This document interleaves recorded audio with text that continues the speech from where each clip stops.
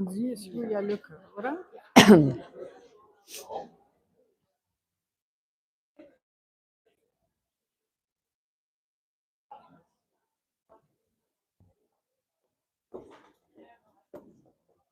Einen wunderschönen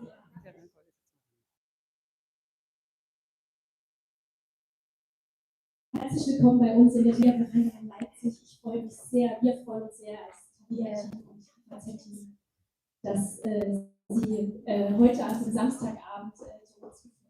Ich freue mich sehr, dass wir heute die Abschlussveranstaltung unseres neuen Buchclubs gemeinsam lesen machen. Und wir machen nicht alleine, wir machen, Sie sehen es hier gemeinsam mit der FAZ. In den letzten Wochen haben ganz viele Menschen in Deutschland das Buch Trag, das Feuer, weiter von Slimani gelesen. Und sie haben darüber diskutiert, sowohl online, es fand in einigen Buchhandlungen Leserunden statt. Und die FAZ hat es ganz wunderbar begleitet, im Feuilleton, Podcast, im Newsletter, wir konnten ganz viel lesen.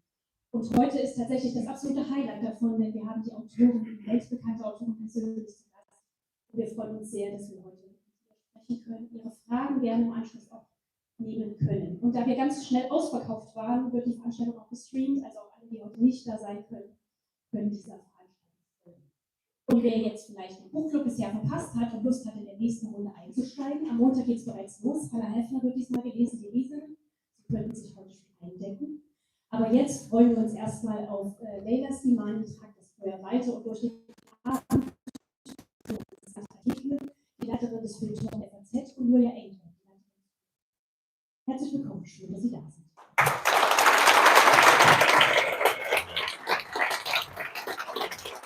Well, if you can sit there, I think it will. Thank you. Good, because you have your own microphone, but we have to change. Herzlich willkommen, meine Damen und Herren. Ich begrüße ganz herzlich zu unserer Veranstaltung mit Leïla Slimani. Very warm welcome. We are very proud. It's a great honor to have you here in Leipzig at the book fair. Next to me is Sandra Kegel und Julia Enke. Und begrüßen Sie mit mir nochmal Leïla Slimani. Thank you.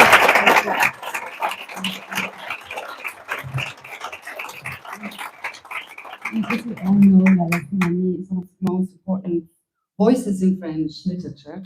She was raised in Rabat in Morocco. She studied at the prestigious University Sciences Po in Paris. And she was awarded with the Prix Goncourt in 2017 for a novel Chanson douce. Sie werden es wahrscheinlich alle gelesen haben, ihren Roman Dann schlaf auch du. She was 36 when she got that prize. She was the youngest female author ever who was received with the Prix Goncourt, and I think the third youngest author who became this and prize. The only pregnant. And the only pregnant. Yes. Recently, Luchterhand published Jean-Paul Le Feu, also Trag, das Feuer, weiter, hat Luchterhand kürzlich herausgebracht. Viele von Ihnen haben vielleicht bei uns mitgemacht, bei unserer Aktion gemeinsam mit Thalia und der FAZ gemeinsam lesen und dieses Buch mit uns gelesen, translated by Amélie Thoma. The final volume of the trilogy, und es gibt diese 3 Bände. Es gibt das Land der anderen, wo es vom Zweiten Weltkrieg bis zur Unabhängigkeit Marokkos geht, 1956. Das ist die Generation der Großeltern, la génération des grands-parents. Dann gibt es den nächsten Band, wo es um koloniale Erbschaft, also und Monarchie, eigentlich die Zerrissenheit des Landes in diesem Kampf geht in den 60er, 70er Jahren. Das spielt dann in der Generation der Eltern von Leïla Slimani. Das ist da, wo die Eltern sich kennenlernen, les parents se rencontrent. Und dieser dritte Band, Trag das Feuer weiter, ist ein Band, der eine neue Generation porträtiert. It portrays a new generation caught between tradition and globalization. Und das ist der erste und natürlich auch der letzte Band jetzt von der Trilogie, wo die Generation von Leïla Slimani und auch eine Figur von Leïla Slimani, also sozusagen eine Art alter Ego, über Autobiografie sprechen wir noch, ins Spiel kommt. So it's the first time there's a figure, a person, a narrator that has your age and is a new generation of Morocco, young people in Morocco. Well, my first question would be, what inspired you to write this trilogy? Big project. Was hat Sie dazu bewegt, diese Trilogie zu schreiben? You know, I've always known I was going to write something about my family history, because even when I was a child and I was talking about my grandparents at school, and I was telling them, you know, my grandmother, she's very tall and she has blonde eyes and green eyes, and she speaks very well Arabic with a German accent, and my grandfather, he's very small and he never talks, and he was at the war, and how they met. And I could see that all my friends at school were like, wow, so cool, tell us more, tell us more. So I knew that it was a good story from a very young age. And my grandparents also, I love them for that, because they fueled me with a lot of stories. They told me a lot of stories about how they met. My grandmother especially, because my grandmother was a big liar, and she was lying all the time, and she was the main character of her life, and that's something that I like. She considered herself as a character, so she invented a lot of scenes. But also my grandfather, there's this scene that I tell all the time when I was maybe 8 or 9, yes, the age of my daughter right now. My grandfather, he couldn't swim. But one day, for the first time, my grandfather came to the swimming pool, and so I saw him naked, just with a bathing suit. And he had a big scar on his belly. And I said, oh, Grandpa, what is this scar? And he said, oh, you know, I was attacked by a tiger in Germany, and in the Forêt Noire, in the Black Forest. And I was like, wow. So for me, Germany was very exotic. And so I came back to school and I said, you know what? My grandfather was attacked by a tiger in Germany. And the day after, a little boy, a stupid boy that cared about the truth, came to me and said, my father said there are no tigers in Germany. And when I came back to my grandmother and I said, oh, why did you tell me this? And it's a lie. She said, you don't care. If you want tigers in Germany, you can make tigers in Germany. That's the beauty of fiction. So don't believe in people who tell you that there are no tigers in Germany. So I love this with my grandparents. So I always knew that I was going to write this. But, you know, a good idea doesn't make a good book. And you have to find the form. You have to find how you will write it. And you have to have also something inside you that makes it urgent, that makes it necessary. And I think that when they died, when my grandparents died, my father and then my aunt and a lot of people from my family, I don't know if some people maybe here had this feeling, but I think that when people die, you have a new relationship with them. It's not the end of the relationship. You begin another kind of dialogue with them. A lot of things that wasn't said, a lot of things that you wish you have said, a lot of things that you haven't understood about them. You begin to understand it now that they are dead. And so for me, the book, I understood that the book was a way to continue the dialogue with them, and that death is not the end of the relationship. So it was a way to continue to live with them for 8 years. And so that's how I found the form of the novel.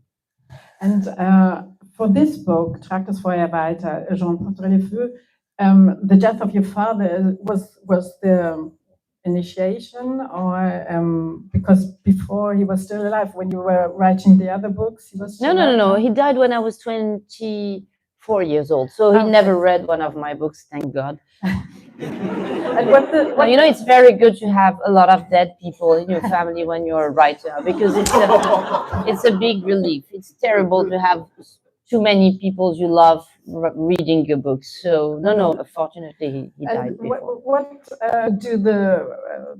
does the rest of your family think about your book? For example, your sister, who plays a great role in this book. The people still alive. They still You know, love they you. are, yeah, I just have so my sisters and my mother, but the more, the funniest is my mother. There's a very weird game between my mother and I when it comes to my books. So when she knows that I'm finishing the book, she's always asking, okay, when do I read the book? When do I read the book? When do I read the book? So then I meet her and I give her the manuscript. And then she doesn't call me for like weeks. Then I call her and I'm like, how are you? What did you do today? And she's like, oh, today I saw this. And she never talks about the book. And so I wait for maybe 3 weeks, 1 month. And then we meet in a cafe. She arrives with the manuscript. And usually she writes on the margin, big no. Big no, no.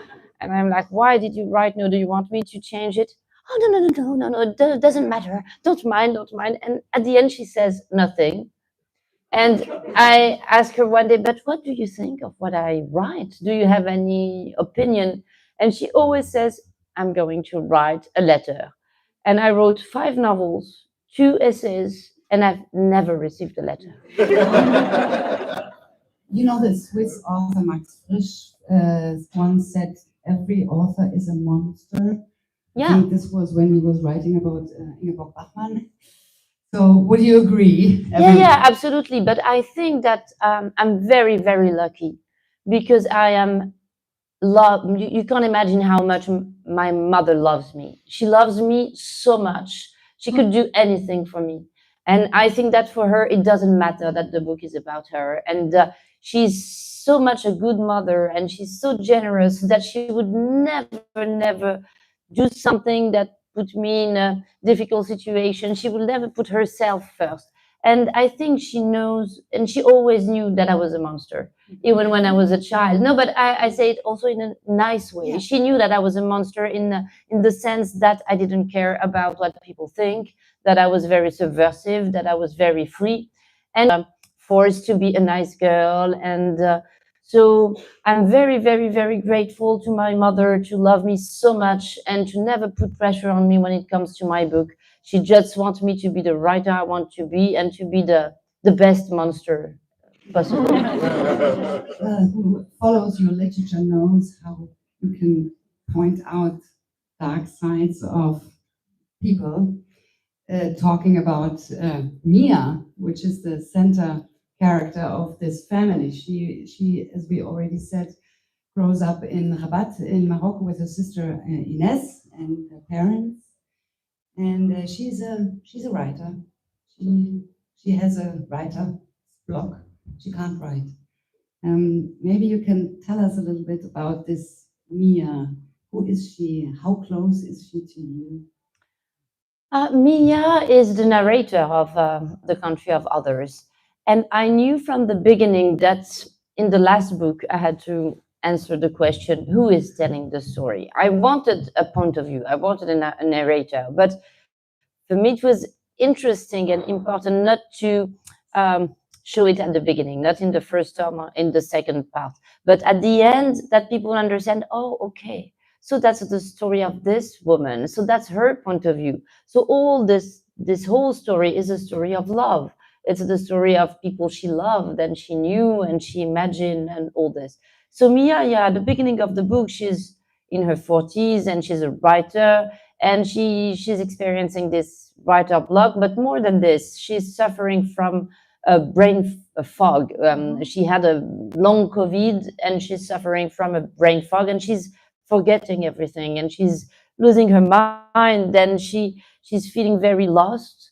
And she at the beginning of the book, she meets a doctor who tells her that she needs maybe to try to work on her memory and find her Madeleine de Proust, find something that will help her remember. And the question of is she close to me or not is I understand it's a good question in your point of view, but for a writer, it's a very weird question. All my characters are very close to me. She can seem, in terms of superficiality, she's, of course, you could think that she is me or that she is very close to me because the same age, because she's a writer, but writing doesn't work like this. from the moment you write, there is a sort of falsification. Writing is not about copying reality. It's not about trying to tell a sort of truth like a journalist. It's not like this. It's trying to be sincere, but in an aesthetic way. It's not ethical. I don't have to prove it if it's true or not. So Mia is not me. Mia is someone I could have been. I could have chosen a life where I could have become Mia. So Mia is a potentiality of me, but it's not me. And it's very difficult to write about yourself. And I think if I do it one day, I will write about myself. I will not use a character, but Mia is a character. She does exist. She has a real life. I know her. I met her. She really exists. So she's not me. And I'm always I'm always amazed about this question of the reality of characters. For me, Anna Karenine exists, and she exists much more than a lot of people that I know. And yeah, if you think about it, what is the status? I mean, existential status of someone like Anna Karenine? She exists much more than a lot of anonymous people. So yeah, for me, characters in novel, they do exist.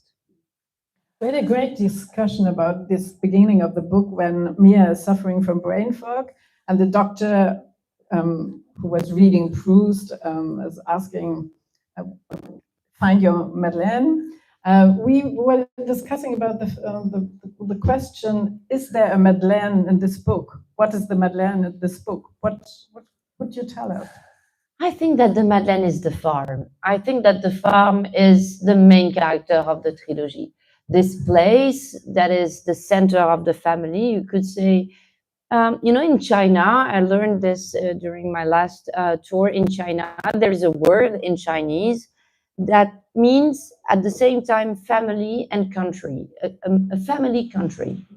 And I do believe that a family is like a country. We have a certain language. We have a national language in a family, certain words that we use only in the family.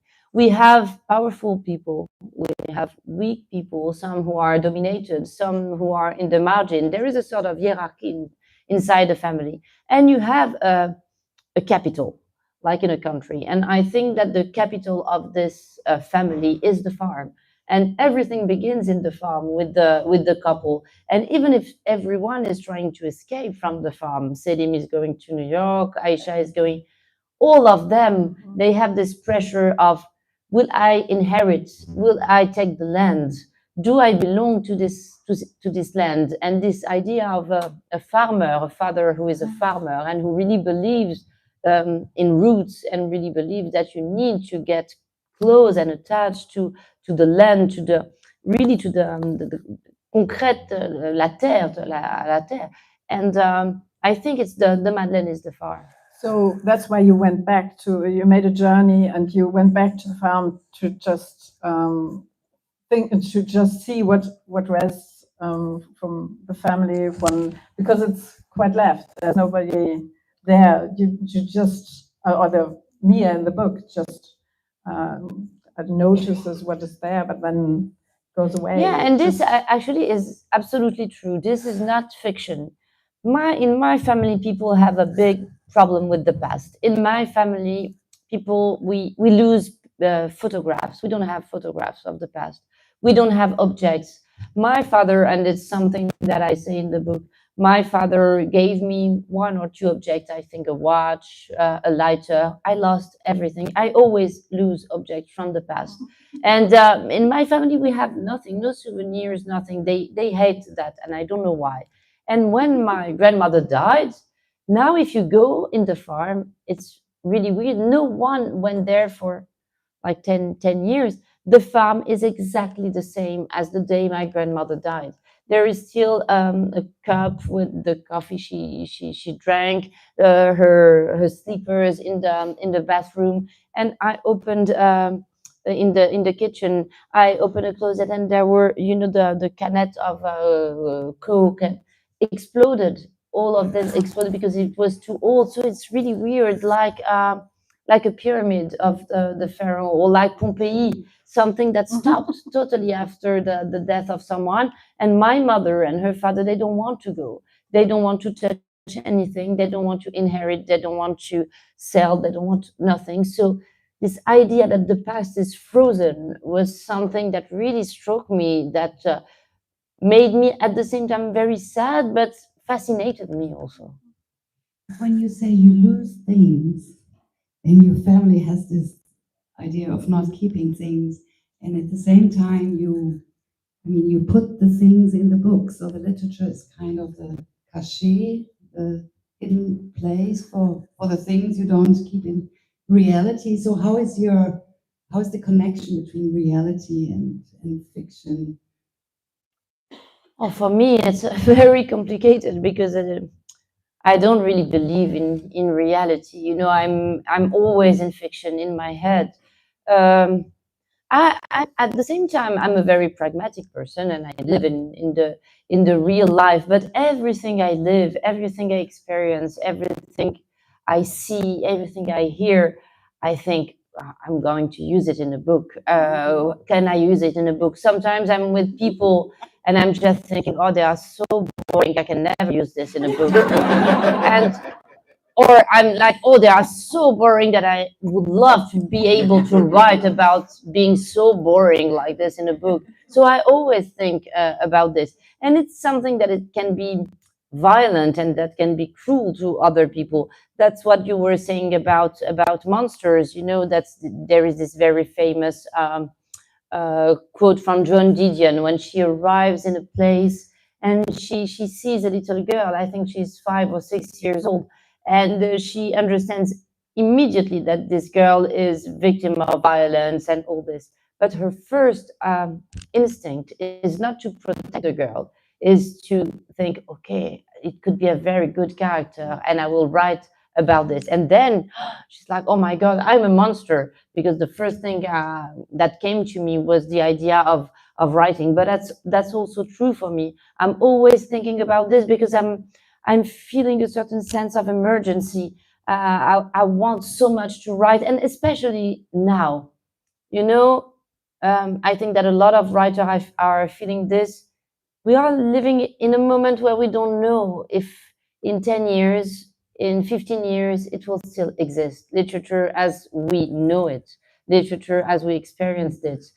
People sitting in a cafe reading Thomas Mann or Marcel Proust. I don't know how much people will do this in 15 years and be really interested in literature. So at the same time, I have a certain feeling of the end of the world, but that's also exciting. Or I also feel that I have to do it right now, that I have to write so much. So yeah, everything is about fiction. And it's a book about your family, but it's also a book about justice. And this has to do with the father figure in this book. And the father, as your father has to go to prison. And you said in an interview that the fiction is also a possibility to change the end of the story. So your father was in prison, and here you had the possibility to change the biography of your own father and to change it into another story. Is that, and at the same time, the fiction, the literature, plays an important role between the daughter and the father, because they talk about books. The father is giving her books to read, a lot of books of the whole literature, also European literature, Western literature. And perhaps you can talk about this relationship between reality and fiction, and also the possibility to change what is happening. No, this idea that literature has something to do with justice, I think that I understood it when I was very, very young. When I was maybe 8 or 9 years old, I remember that my grandmother, she was giving me some books for children. And sometimes the books were very sad. The little girl was dying at the end, or there was a situation of injustice or violence. So my big game with my sisters was to rewrite the books. I would rewrite the story and I would save the character and I would change it. So I understood that through language, you can change things. And also, when I was a child, I was very, very, very, very sensitive. I am still very sensitive, but I'm an adult, so it's different. But I was very sensitive, so I was feeling everything. Life was very intense for me, and I was very intense also, and I think very exhausting for my parents. But anyway, I was seeing everything, and I was especially very sensitive to situation of humiliation. And I remember at school when I saw people mocking a girl because she was ugly, or mocking a boy because he was poor and he was not having the right suit or the right. It broke my heart, and I would always think I could write about this, and if I write this and I can write it well, I will show it to the people who humiliate them and they will be ashamed. And I was feeling that if I can go inside the head of the one who was humiliated, the other one, when confronted to language, they would feel ashamed and they would maybe be, yeah, and try now I can't find my word in English, de demander pardon. And so I always thought that there was a superpower with language, the possibility to give justice to the people who don't have the word, to the people who don't have the voice, to those who are dominated, who don't find their place in the world. So for me, and from the beginning, and it's still true today, literature is an instrument of justice, because in real life, we are misunderstood. It's very difficult to live with others, and others, they don't really know us. We try, we have some intimacy with few people, but the truth is that most of the time people put you in boxes and they only see the surface of you. But we know that inside of ourselves, in our little voice, we are also full of contradiction and all this. And with literature, it's like you can take a camera and put it inside someone. You can put the camera really next to the heart. That's the only art where you can do this. And so through language, you can see how much every individual is so complex that at the end, it's impossible to judge. And that's something that I love. I do a job where you can put all your energy in trying to understand and not judging. And I think that today it's became so easy to judge all the time, especially because of the social media. And I see, I'm not on social media, but when some people show me, I'm like, but it's so weird. People say, oh, I hate her. Oh, he's so stupid. Oh, she's... But you don't know them. You never met them. Why do you need to, to spend this energy in judging people? So that's what I love also with literature. It's a place where you can put all your heart and all your energy in trying to understand people and not judging them.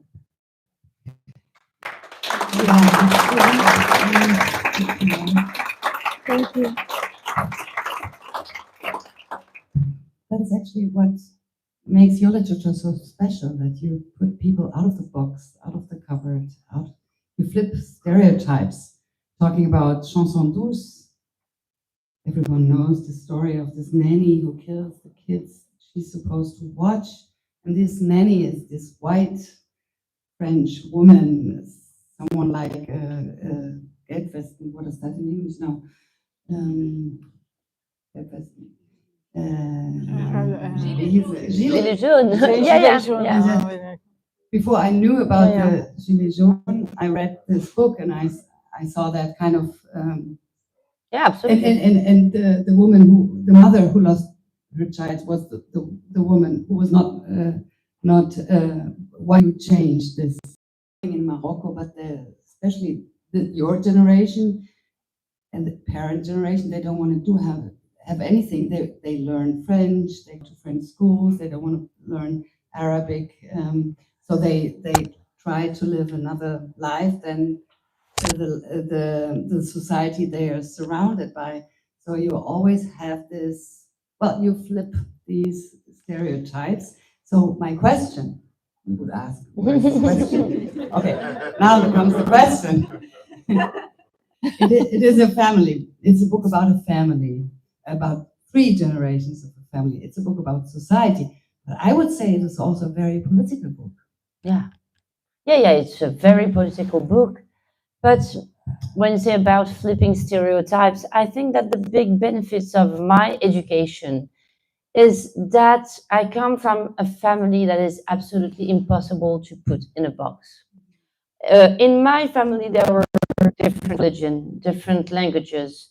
My grandmother, she was at the same time she was very attached to Alsace, to Germany, because she spent her childhood in Germany. She had this German accent, but at the same time, she felt very Moroccan.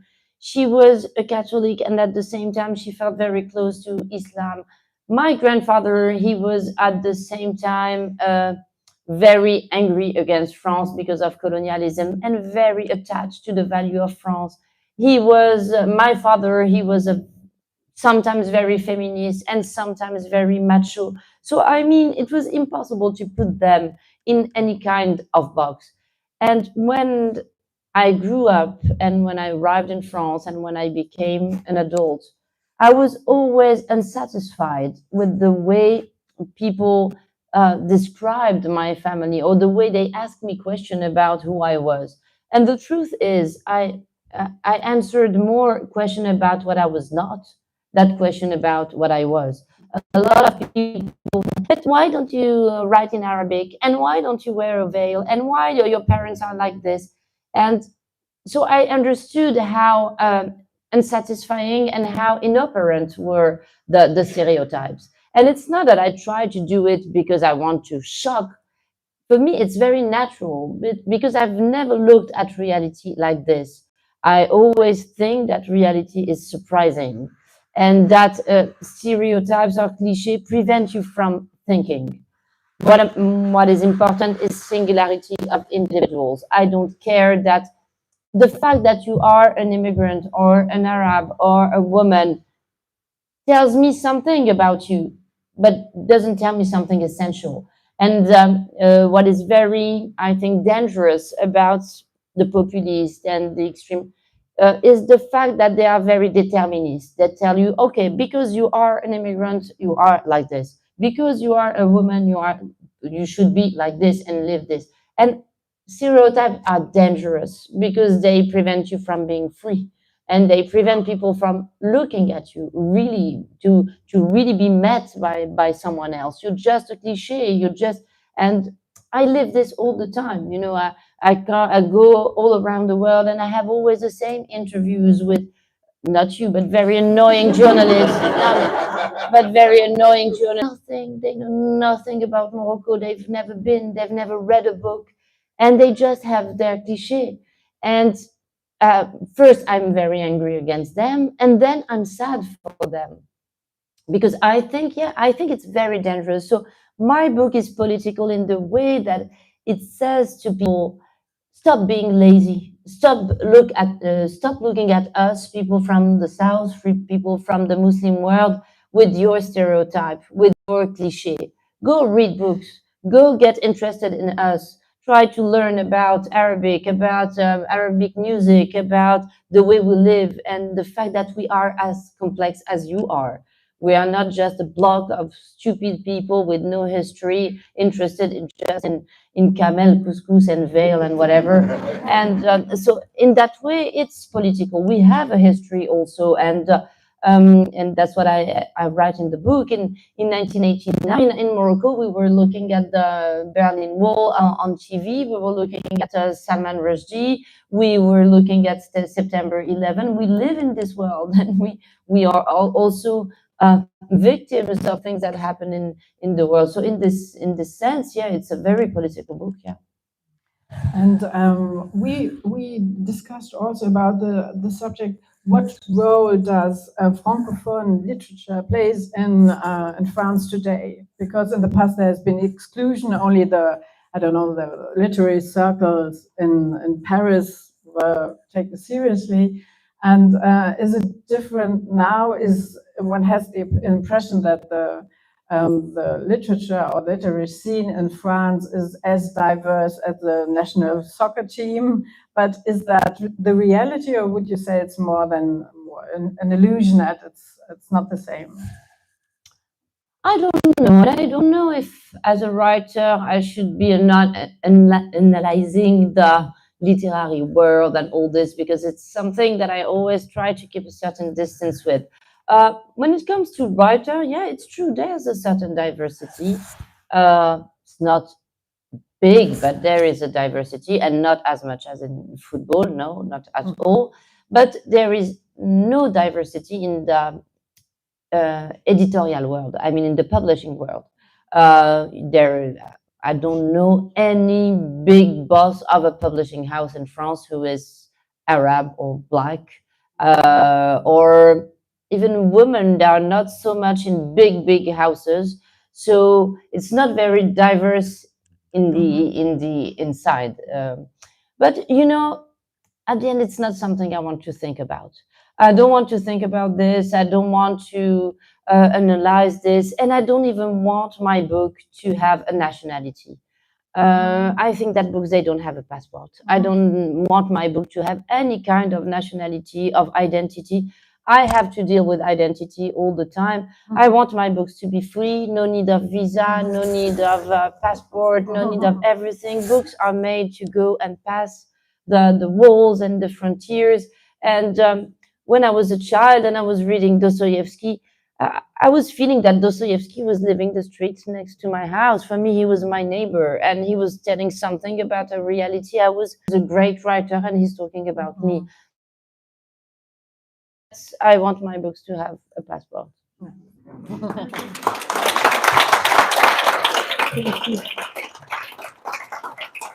And they don't. There are bestsellers everywhere in the world. And you were just telling us. Wow! But it's amazing on this biology. And I think it's my grandmother who was leading all the things. You do it with the Germans. But it is such an honor that you are here tonight, because you just published yesterday or 2 days ago a book in France, and everyone is interviewing you. You sit in television shows and present your books. It's called Assaut contre la frontière, which is ein Kafka-Zitat, Ansturm gegen die Grenze, and it's a political essay. Could you just tell us 2 or 3 sentences to that book? Actually, it's a book. At the beginning, it was not a book. It's a text that I wrote for the Festival d'Avignon, the theater festival. And Thiago Rodriguez, who is the director of the festival, every year he invites a language. And last year he invited Arabic. And he asked me to be the author of the auteur associé of the festival. And he said, I want you to write a text that you will say that you have in the theater about Arabic. And I remember that I have very often, I have the same nightmare. I have a nightmare where I'm in a very dark place. It's like a tribunal, and I'm being judged. I know that I have to defend myself, and I'm very anxious, very stressed. And I begin to say something to defend myself, and the man in front of me say, we are not in France here. Speak in Arabic. So like a Kafka situation. And I can't speak, and I lose Arabic.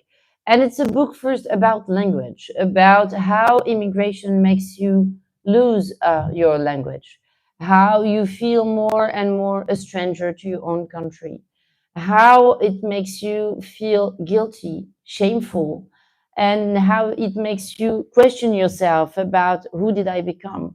Where do I belong? Is it possible to be from 2 places at the same time? And it's also a book about others. How do we live with others? You know, the more you grow up and the more you understand that there are frontiers between people, frontiers of genre, of sex, frontiers of social class, geographical frontier, a lot of frontiers. But when you are a child, you're living in a sort of paradise where you think that even animals can speak and that you are close to nature. There are no frontiers. So I'm talking about this. some frontiers, you can accept them because there are frontiers also that protect you. Like, when Virginia Woolf writes about rooms of your own, I think that women should sometimes put a frontier and say, no, that's my place. And I have the right to secret and intimacy. But some frontiers also prevent you from meeting others. And I talk about the fact that my whole life is a movement to try to cross the frontiers and to try to question them and not accept them because people told me there's a wall here and you can't go. And that literature, of course, the movement of literature, what is it? Is it to get out of yourself and think that you are able to put yourself in the shoes of someone else and to be someone else. And so this idea that at one point, at the end, when you read a good book, you don't care about the frontiers of religion, of culture, of language. You just feel that you are a human being reading about another human being. And it's also a book about translator, and it's also an homage to all the translators, because I have a very close relationship with my translators, and I have a lot of gratitude. You said that I was a bestseller in many countries, but I think it's thanks to my translator. Without them, I would be nothing outside of France. And I know that their work is extraordinary, and it's very in danger now because of artificial intelligence. It's probably a job that will, in a certain sense, disappear. And so, yeah, it's an homage to different language, different identity, and the idea of a universalism where we recognize the diversity, the fact that we are all different, and that it's important to protect the difference. But at the end, the happiness of being together should be more important than the pride of being different.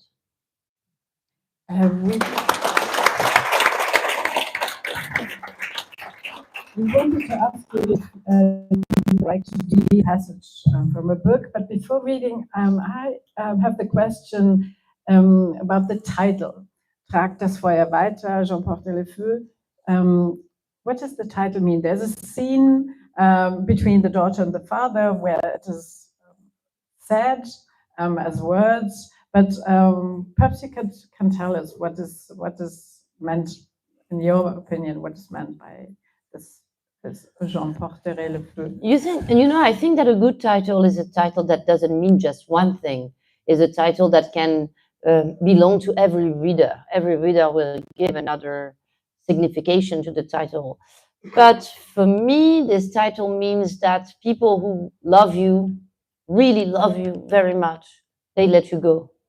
They tell you, go, live your life, be happy, don't be nostalgic, don't look back. Now, I think that it is also for me a sort of metaphor of the love I had from my parents. My parents were very, very generous, and they did the most beautiful thing that you can do as a parent is to prefer the freedom of your child to the happiness of being with them. So they said, go and be happy and be yourself and invent yourself. So take the fire with you. And don't look back. Don't look at your house burning. Don't look at your souvenir. Don't think about your childhood all the time. Think about tomorrow. Think about tomorrow and do something of your life. So I think that my parents, they prevent me from nostalgia. And nostalgia is very dangerous when you're an immigrant. And there is a book of Kundera that I love very much called Ignorance. And it's a book about two Czech immigrants who think about going back to Czech Republic after the fall of the wall. And at the end, it's a failure. It doesn't work. And one of them, he says, he lives in Denmark, and he said, I don't like spending time with immigrants because all the time they talk about their souvenirs and they talk about the past and they talk about the country they left and they don't live. And I think that my parents were very afraid about that. And it's very interesting because when you look at the way very often immigrants vote, for instance, Turkish people in Germany, Portuguese people in France, when they vote in their country, because they can vote, they vote very, very conservative.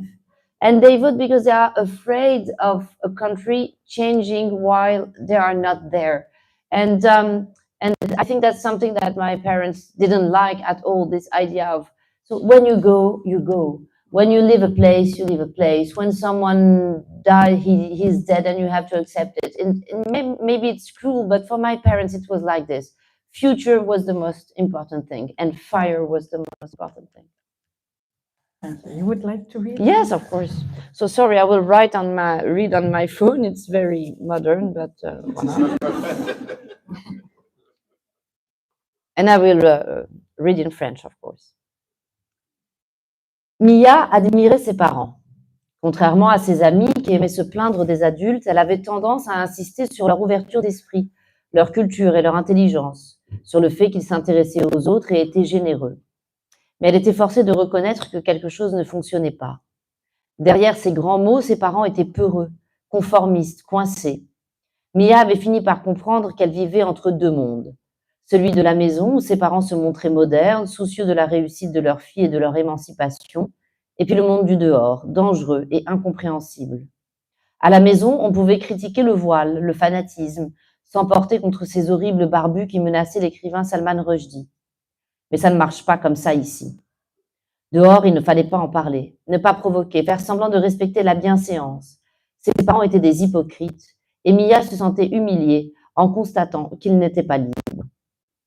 Ne pas parler de Sabah qui vient avec un homme sans être marié, ne pas dire qu'Aïcha ne fait pas le ramadan, ne pas parler de l'alcool qu'on boit, de la charcuterie que mange Mathilde, parfois même pendant les fêtes musulmanes. Ne pas raconter qu'un jour, pour le nouvel an, papa s'est déguisé en femme. Ne pas dire qu'il rigole à chaque fois qu'il lise Le Matin du Sahara, qu'il se moque de la propagande et de la flatterie des courtisans. Ne pas parler des amants de Selma. Ne jamais parler du roi, des élections truquées, ne pas prononcer le nom d'Oufkir ni celui du Bagne, là-bas dans le sud du pays. Ses parents avaient accepté de vivre dans cette confusion morale. Ils l'avaient transmise à leurs enfants et maintenant, Mia savait qu'ils ne pourraient jamais l'aider à répondre à la question « Qui suis-je » Ici, les gens disaient « Le paradis est sous les pieds des mères ». Mia aimait sa mère. Elle l'aimait à en mourir, douloureusement, intensément. Et elle se demandait parfois si cet amour-là n'était pas un enfer plutôt qu'un paradis. Enfant, toute petite, avant même Inès, il lui arrivait de se cacher dans la maison simplement pour entendre sa mère l'appeler, pour l'entendre prononcer son nom et percevoir la panique qui saisissait Aïcha quand elle ne la trouvait pas. Oui, Mia sentait l'amour de sa mère, elle l'éprouvait physiquement à chaque heure du jour. Bien sûr, Aïcha ne dirait jamais rien de violent, rien d'abject, elle n'était pas de ceux qui insultent ou mettent dehors leurs enfants en leur reprochant des désirs contre nature. Mia pouvait s'estimer heureuse, on ne l'enverrait pas à l'asile et personne ne viendrait l'exorciser en pleine nuit. Non, c'était plus insidieux que ça, plus cruel peut-être. Il y avait la façon dont Aïcha avait réagi quand la chanson d'Aznavour était passée à la radio. Je suis un homo, comme ils disent, et elle avait tourné brutalement le bouton de l'autoradio. Un jour, pendant un dîner, elle avait parlé de Jean-Marie, le coiffeur pédé, qui s'était fait agresser dans son appartement par un adolescent. Il lui avait brisé l'arcade sourcilière avec un cendrier et Aïcha avait dit « Les pauvres, les gens comme lui, ne sont jamais heureux ». Mia n'oublia jamais cette phrase. Elle tournait dans sa tête. Les gens comme elle. Elle appartenait à quelque chose. Il y avait quelque part des gens qui lui ressemblaient. Et elle se forçait à oublier que s'ils étaient unis, c'était par le malheur. Les gens comme elle, sauraient-ils la reconnaître? Est-ce qu'ils viendraient vers elle? Est-ce qu'ils l'inviteraient à les rejoindre? Où vivaient-ils? Elle était sûre d'en avoir déjà croisé. Un jour, sur la terrasse d'un hôtel, pendant des vacances à Marrakech, elle avait observé longuement deux femmes qui déjeunaient. L'une d'elles s'était mise à pleurer, elle s'était mouchée dans une serviette, et Mia avait su sans aucun doute possible que ces femmes étaient comme elle. À présent, elle comprenait que ce secret même pour elle-même, était éventé. À partir de ce jour, il sembla à Mia que tout avait changé. Elle avait l'impression d'être nue et que le monde l'observait. Elle vivrait, privée de toute armure, vulnérable, délaissée. Elle s'avancerait, comme les enfants dans les contes, dans une forêt noire et glaciale, du brouillard jusqu'au ventre. Et qui sait si elle rencontrerait un ours, un loup, si elle dormirait dans une maison en biscuits et qu'on essaierait de la faire cuire dans un four. Il lui faudrait aller seule à la rencontre des monstres.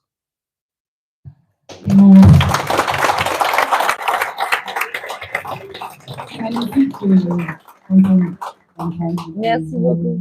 L'original. war jetzt ein Ausschnitt, in dem Mia in der Zerrissenheit, die sie spürt zwischen Moderne und Tradition, zwischen im Haus und sozusagen das Haus verlassen, hin und her gerissen wird und eine große Trauer und ein Unglück entwickelt. But, Leïla, we have, as you know, we did some reading with our readers. We have a book circle, and we were reading your book for weeks, and we were doing a podcast and writing articles about you. So there are hundreds of people who know your book now by heart, and they had some questions, these readers, and we put some of them down to ask you, and I hope they all will listen to the live stream, or they're sitting here maybe. And so there's some. They have some funny names, you know, they're fancy names, it's the internet. So it's called Sommerkind. It almost took my breath away to see how Mia, at such a young age, tried to suffocate her baby sister. Who has read the book knows that this happens. She almost died, the little sister, but she didn't.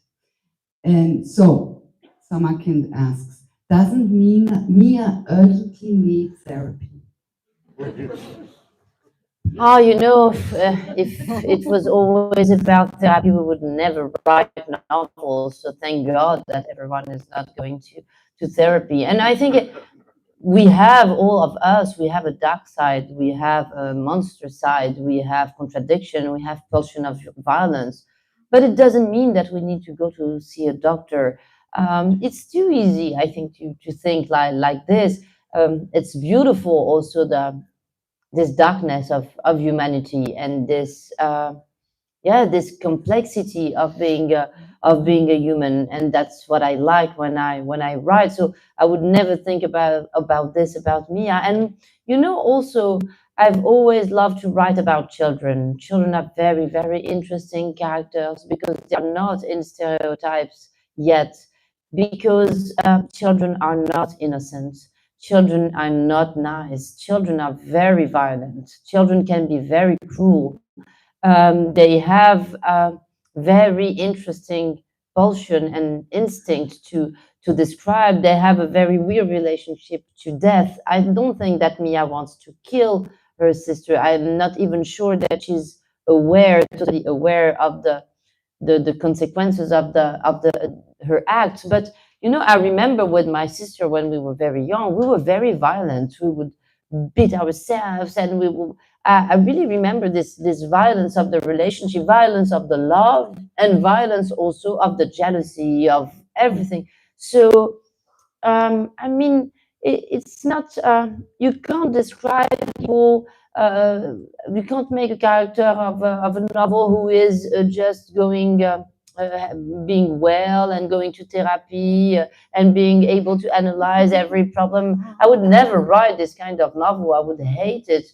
So no, I don't think she needs a therapy. And I want to be crazy, and I want myself. I don't want to heal from all my problems. I want also to be a mystery to myself. I like that. I don't want to heal from everything. And to be honest, I think that today everyone is obsessed with this and obsessed with resilience. Do you use this word, resilience? You have to get, you have to be resilient of everything. But I don't believe in this. I think that there are some pain that you never heal from. You live with it. There are some sadness and some experience, terrible experience, tragic experience that you endure, and you're not resilient. You just live with it. You just survive. And I think it's very cruel to tell people all the time, you should go to therapy. You should be resilient. No, you can be also vulnerable, fragile, weird. Why? Why do we want everyone to be the same? It would be so boring. There's another question from Lisa about the parents. The parents, die Eltern heißen Mehdi und wie Sie wissen, Aisha. And neither Mehdi nor Aisha try to understand the reasons behind Mia's behavior. Both parents are self-absorbed, what do you think of their behavior? So what do you think of the behavior of the parents in the book? About the story of killing her sister? Oh, I don't judge them. I don't judge them. You know, my son, he tried to kill his sister many times, and I totally understand. You know, I mean, I tried to kill my sister also. So, no, but I mean, it's weird to judge it. You know, children when they play in the pool and they are very nervous, and you're like, ah.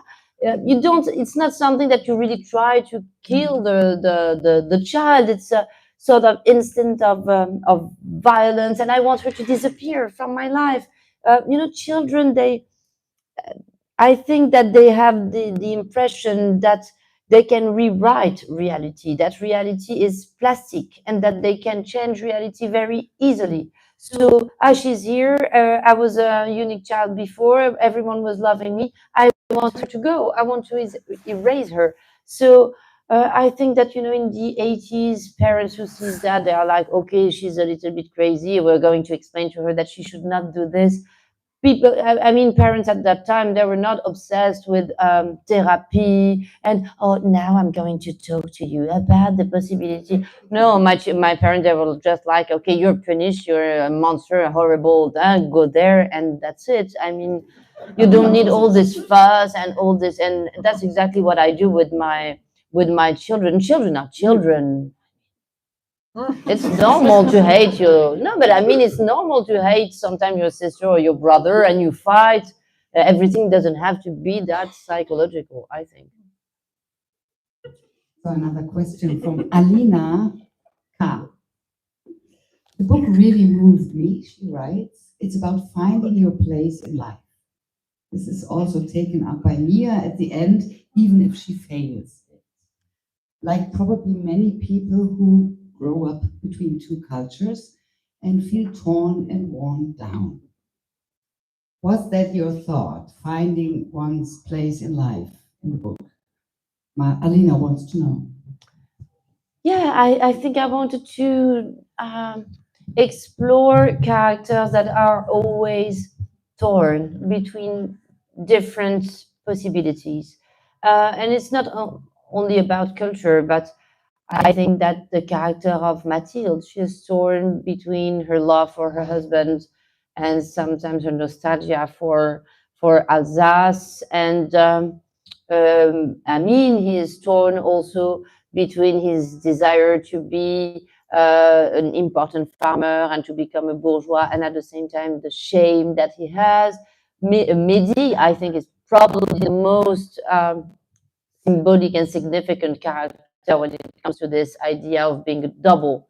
He's completely déchiré between his childhood, his traditional education, his attachment, very, very, very profound attachment to his country and his culture, and the fact that because he went to colonial school, he became also a Western man and very open also to the rest of the world. So, yeah, I wanted to write about this, that life is a series of choice, of renouncement also, and that it's even more difficult when you are torn between two loyalties. You're loyal to your country, you're loyal to your past, you're loyal to your family, but at the same time you live in another country, you speak another language, you have to learn new codes, and at a certain point in your life you feel lost. You don't even know who you are.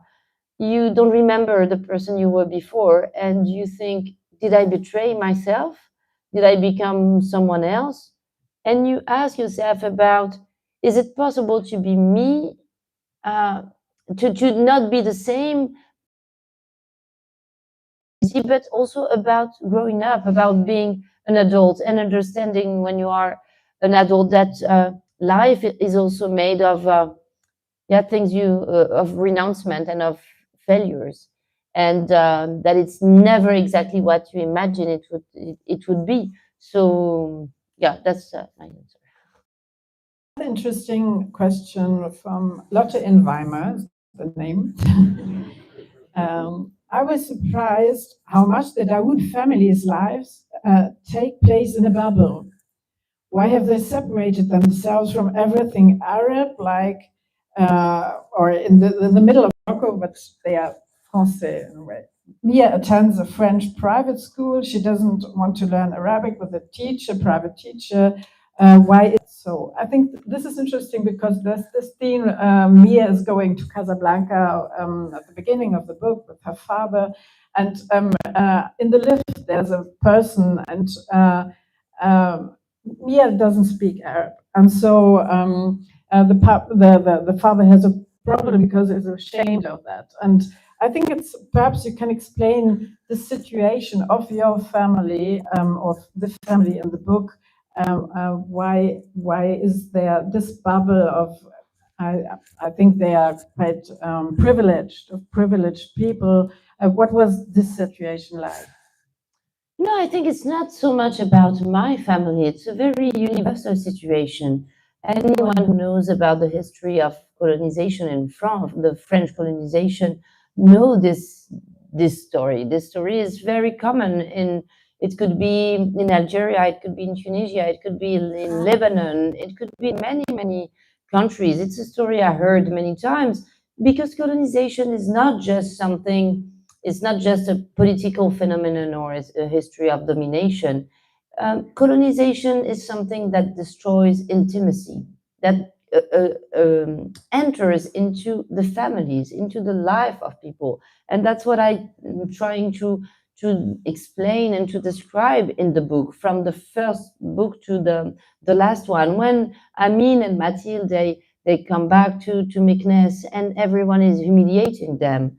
Humiliating their body, talking to them in a certain way, despising their culture, thinking that Arabic is not interesting, that the way Arabic people dress is ugly, that they should behave more Western, more French, and watch French movie and go eat in restaurants with forks and knives and not like we do with the hands. So it's this whole thing that makes that the generation of my parents.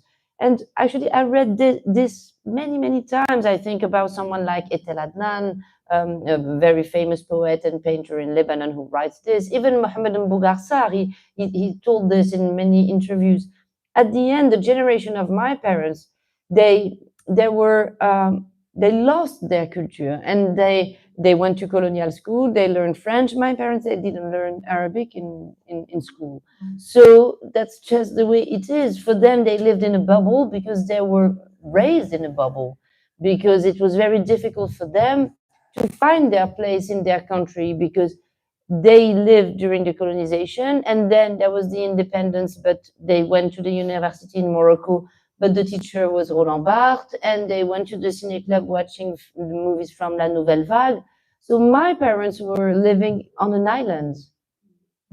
And it's like this, there is no judgment to have about that. It's just the product of history. And all of us were just made of many accidents. So yeah, they were living in a bubble because for them it was difficult. And it was, I think, something that made them very sad and made them ashamed also. And to feel that you are a stranger in your own country. Thank you very much. That's very interesting. But maybe this is the moment where we can open the talk to the public. So if there is anyone who has a question, don't hesitate, raise your hand. Wait for the microphone. I think it's coming from somewhere. No, you don't. Okay, then you have just talk loud. Also ich möchte mich bedanken, weil es ist einfach genial, dass wir mit Leïla Slimani jetzt eine Art epische Roman über mehrere Generationen, aber nicht in Frankreich, Deutschland, Russland, sondern Marokko haben. Das finde ich wirklich genial. Meine Frage wäre, hat sie nicht den Maßstab sehr hoch gesetzt? Was will sie noch schreiben? Also jetzt Sprache, aber das wäre so der Art von. Wollen Sie Ihre Frage selbst auf Französisch übersetzen? Wir kennen uns ja, Sie sind ja Französin. Was hat sie gesagt? Wirklich so am Ende eines Lebens. Excusez-moi. Aber jetzt, d'abord, mon remerciement,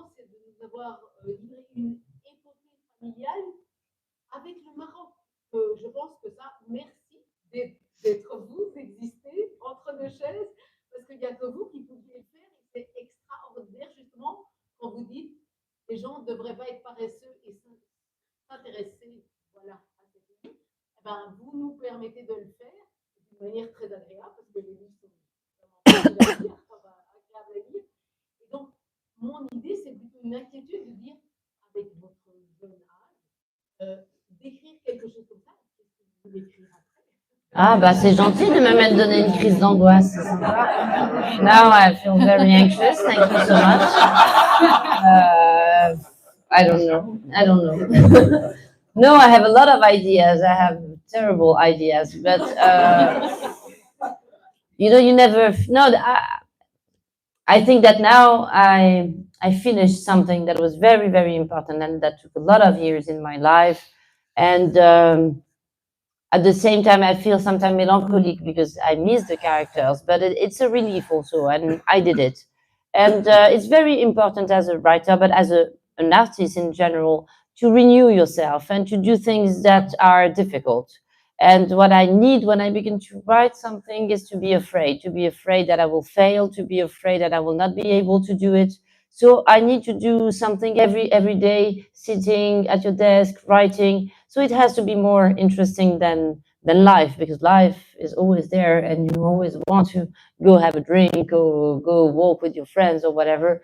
So I need to find something, but I love writing so much and I love reading so much that I think I will find. But I mean, maybe readers will not like it as I like it, but I don't care. I write for me. I don't write. I'm sorry, but I don't write for you. You always like what you're writing? Or No, it's not that I like, but I know that it's what I can write and what I have to write at this moment. No, liking, there is no liking in writing. And if there is one thing that I learned, because you learn nothing when you write, it's every time you do it again from the beginning. But if there is one thing that I learned, is never to like what you write, because I cut a lot. I think I cut like more than 50% of the book. So if you begin to like what you write, it's horrible, because then you're like, oh no, but I like this scene so much. It's nice, it's beautiful. I need to keep it, and then you keep a scene that is not very interesting for the book. So it's very important not to like what you write. There's another question. Olaf. First of all, I want to say I'm very impressed and I'm very grateful by your ability to the audience. I'm grateful that you're taking the time to do this. Thank you. Thank you. Thank you very much. Thank you.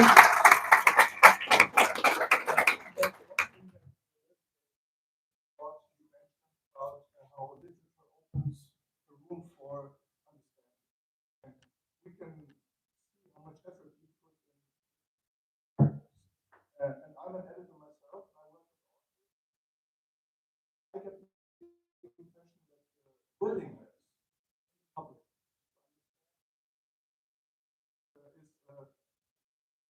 is reduced. Yeah. And especially strong characters like yours. I wonder if you think about what it takes when you write about your characters, what it takes to get the readers to be interested, that they're willing to understand. Some kind of narrative strategy, or some kind of thought about how a person could appear in your novel so that the readers will follow. Because I think they do. That you're writing great, that your readers are following your characters. Do you think about that in advance? How they should be, or how you do it? I don't really think about this. I don't have a strategy. I don't think about it. But now that I'm also an editor myself, because I'm in the comité de lecture of Gallimard, so I read now manuscripts. And so sometimes I try to give advice to writers. What I can say is that for me, it's about details and it's about triviality. I like to describe the body. I like to describe the way people eat. I like to describe things that we do in real life. The majority of my characters are female characters. And at the beginning of my work, I always wanted to write about the feminine destiny, the female destiny. And I was always very angry because for me, my grandmother, my mother, they were heroes. they were extraordinary women. They could do so many things in one day, you know, cook, take care of their parents, take care of ourselves, do the homework. And my mother was a surgeon, and then during the evening she would dress and be a host for a lot of people. For me, she had magical power. My father, he was always seated at the same place saying, what do we eat tonight? So he could do nothing except do anything. She could heal you, cook something for you, tell you a story, and sing and dance. She was extraordinary. And so I always thought, I want to talk about this. I want to talk about what happened in the kitchen, what happened in the bedroom, about things that are in the head of people. And what we have in our head are not just intellectual thought. And it's sometimes what is lacking, I think, in the writing of some young writers. The fact that if you want really to understand someone, you understand it through physicality, to the fact that he's like you, he's vulnerable, he's sometimes hungry, and he's sweating, and he can be cold, and he's afraid of the dark. Very simple things. But it's through very simple things that we understand how much this person is human like us. And I think it's very, very important to be very close to this physicality of the character. In the back, yes, please.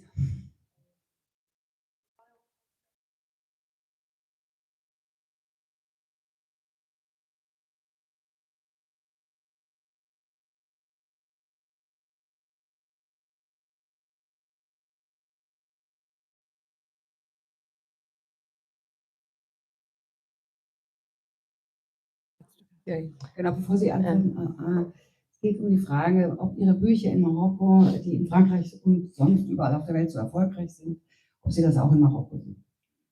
It's funny because it's a question that a lot of people ask me, and I'm always surprised by this question. But I don't know. You have to ask them. You know, I never talk about how people look at me. It's not my job. I go, I talk, and I don't know what you think about me. Maybe all of you will go back home. She's so stupid, and she was like this and like that. So I don't know what people think about me. So all my books, of course, are published in Morocco. I mean, in terms of sale, they are a success.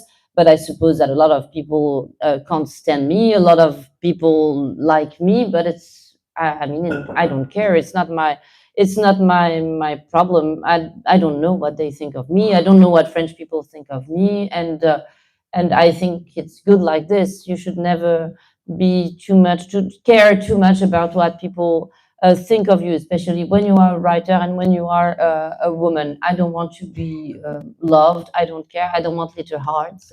And voilà. So I don't know. Ask them. Gibt es noch Fragen? Im Moment nicht, dann frage ich noch So I'm mal. gonna sign. Sorry? Kendall, that I'm going to sign. Yeah. One last question, if I may. Yeah. Of Okay. course. I mean, we have tons of questions, but we will leave you to sign. Yes. Martha, she wrote us that her Madeleine was the smell of diesel at a gas station. I like that picture very much.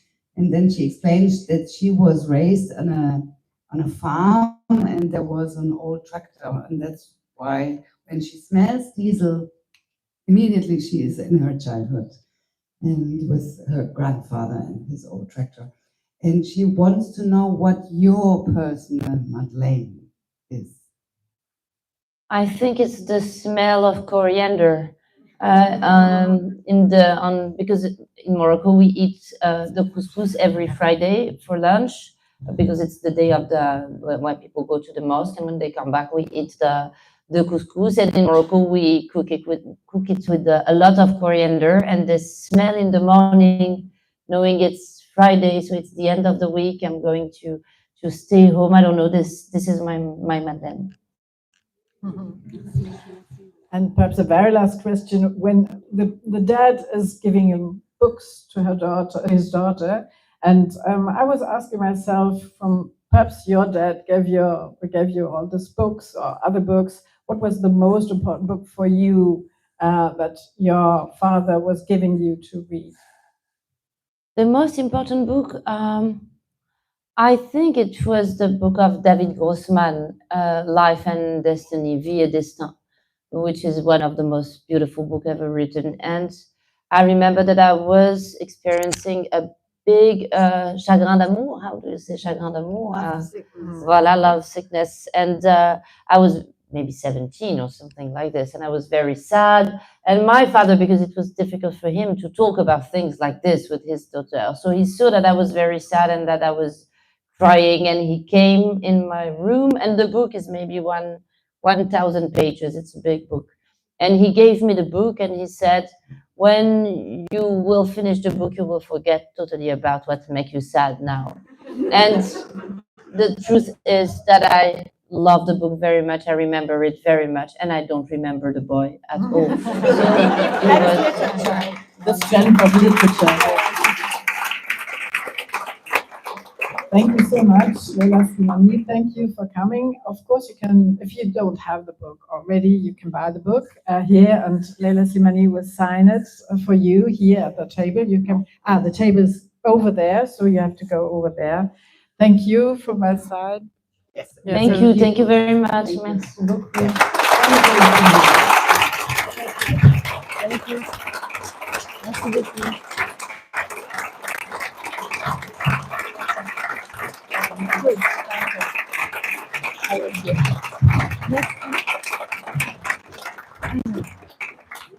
Thank you. What pencil do you need? Yeah, I need the pencil, please. Just normal one.